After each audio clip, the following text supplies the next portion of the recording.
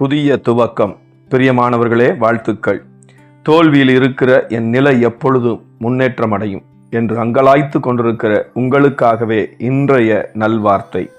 கர்த்தர், இதோ நான் புதிய காரியத்தை செய்கிறேன், இப்பொழுதே அது தோன்றும், நீங்கள் அதை அறியீர்களா?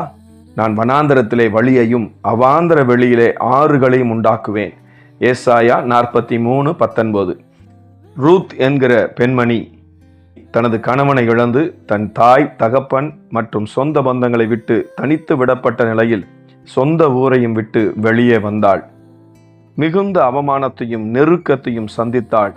இப்படி எல்லாவற்றையும் இழந்து எவ்வித நம்பிக்கையும் இல்லாத சூழ்நிலையில் இருந்த அவளது வாழ்வில் திடீரென ஒரு புதிய துவக்கத்தை கர்த்தர் கொடுத்தார். போவாஸ் என்கிற மனிதன் அவளை மறுமணம் செய்தான். அதன் நிமித்தம் அவள் சில நாட்களில் ஆசீர்வாதம் உள்ளவளாய் மாறினாள்.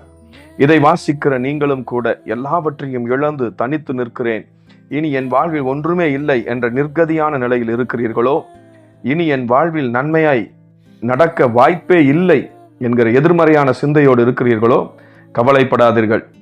ரூத்தை வாழ வைத்த கர்த்தர் இன்றைக்கு உங்களையும் வாழ வைப்பேன் என்று வாக்கு பண்ணுகிறார். இந்த நாளிலிருந்து உங்களது வாழ்வில் ஒரு புதிய துவக்கத்தை கொடுத்து புதிய வாழ்வை நீங்கள் பெற்றுக்கொள்ளும்படி கர்த்தர் உங்களுக்கு அனுக்கிரகம் செய்வார் என்று இயேசுவின் நாமத்தில் நான் உங்களுக்கு சொல்லுகிறேன். கர்த்தரை நம்பி வந்த ரூத்தை கர்த்தர் கைவிடவே இல்லை. அதுபோல கர்த்தரை நம்புகிற நீங்களும் கைவிடப்படுவதில்லை. விசுவாசியுங்கள், பெற்றுக்கொள்வீர்கள். கர்த்தரின் கிருபை நம்மோடு இருப்பதாக. ஆமேன். இந்த வார்த்தைகளின் மூலம் நீங்கள் ஆசீர்வதிக்கப்பட்டிருந்தால் மறக்காமல் கமெண்டில் தெரிவிக்கவும். தொடர்ந்து இதுபோன்று செய்திகளை பார்க்க இந்த சேனலை லைக் அண்ட் சப்ஸ்கிரைப் பண்ணுங்க. நன்றி.